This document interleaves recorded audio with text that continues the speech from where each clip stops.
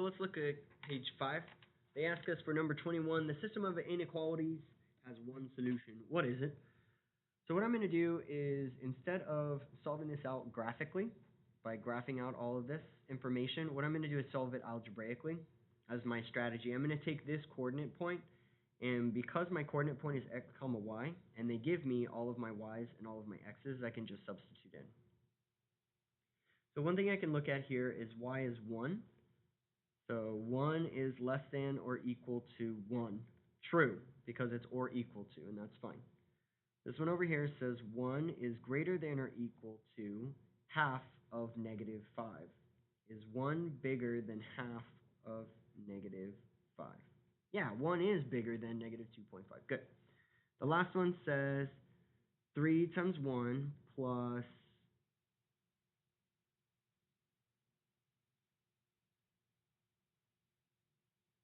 2 times negative 5 is bigger than 8.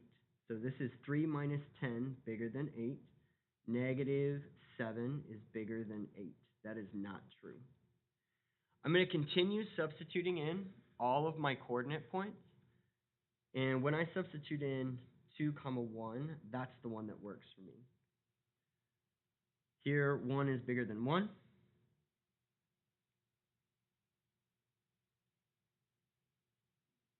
Here, 1 is greater than or equal to half of 2. So 1 is greater than or equal to 1.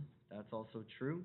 And the very last one, 3 times 2 plus 2 times 1 is bigger than or equal to 8. 3 times 2 is 6, 6 plus 2 is 8, and 8 is the same or equal to is 8. So H is my right choice here. Okay. And number 22 is very straightforward. It's saying you and a friend are meeting at a coffee shop. You're both going to meet between 8:15 and 8:45. You're going to wait a little bit for each other, just, if there's some overlap or whatever. They're saying which order pair represents arrival times for you and your friend to meet. And we know that that's always in the double shaded region. In this case, it's in the multi-shaded region, so this dark part. Here's a shaded region, here's another shaded region, but it's not the double. So you need this darker part. Let's look at some of these coordinate points. We have 15, 40. So I'm going to come over here to 15. I'm going to go up to 40 and graph it.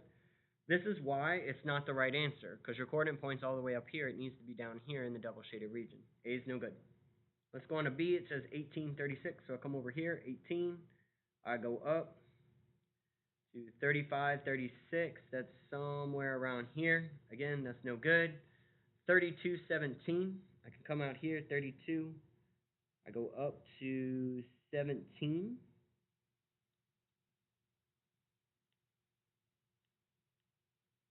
Probably about right there. That's pretty close. That might work for us. That may be. Let's look at another one. 42. And we'll come up here to 20. And this one here is clearly outside of the double shaded region. So this must be our correct answer. We're going to go with C on that. Next one up is another matrix. So we're going to work this on our calculator as it asks us to. I'm going to put it in reduced row echelon form on the calculator. So to do that, I'm going to organize my first matrix. I have A, B, C, D, E, and then I have some sort of answer over here at the end. I'm going to make sure that all of my A's, B's, C's, everything is stacked up in columns nice and neat. If it isn't, I need to do a little bit of algebra, subtraction, addition to move it in the right place. It looks like everything, though, is stacked up correctly, so I'm just going to pull off my coefficients. I have 1A, I have 2 B's, -1, 3, -1, and then -3. 1, -3, 1, 2, -1, -3. 2, 1, 1, -3, 1, 6. 1, -1, 2. 1, -1, 2. 2, 1, -1, 2, 1, -3. Now that I have everything pushed into my matrix, I'll have my calculator put it in reduced row echelon form. So I'm going to again type in menu 7.5 and menu 7.11. This one's going to be different. I have different rows this time. I have 1, 2, 3, 4, 5 rows. And I have 1, 2, 3, 4, 5, 6 columns altogether. So now my window's set up. I have 5 rows and 6 columns, and I'm ready to go. There we go. So now it's time to fill in our matrix.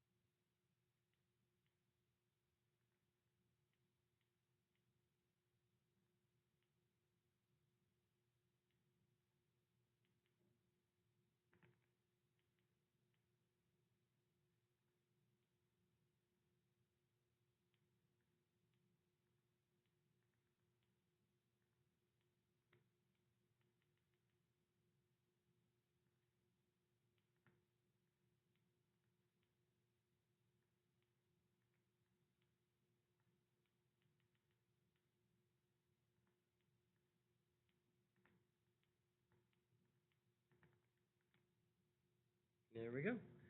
Here's my output. We've got a perfect matrix here. When A is 1, when I have 1A, it equals 0. When I have 1B, it equals 1, 2, -1, and 0. So I'm going to say A, B, C, D, E.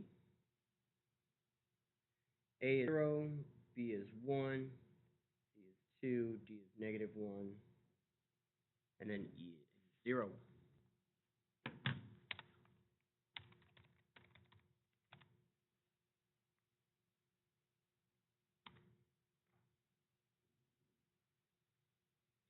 Now we've got an isosceles triangle, and the length of one of the leg is x inches.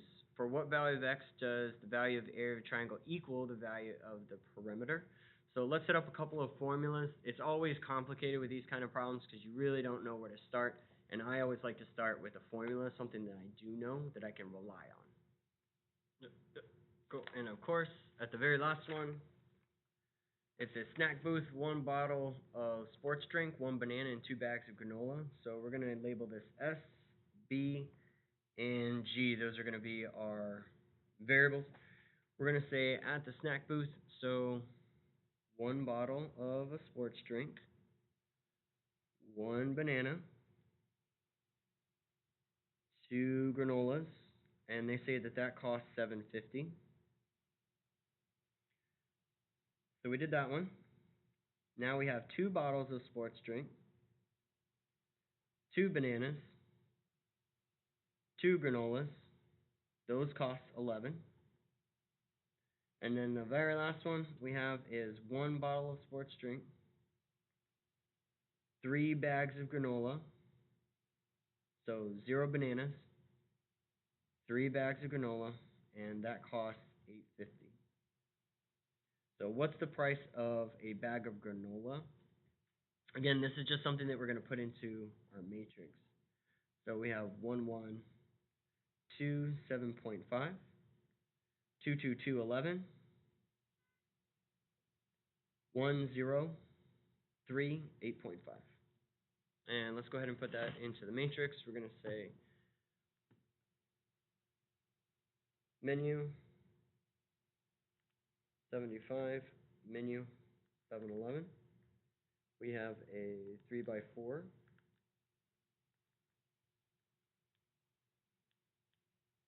We can type in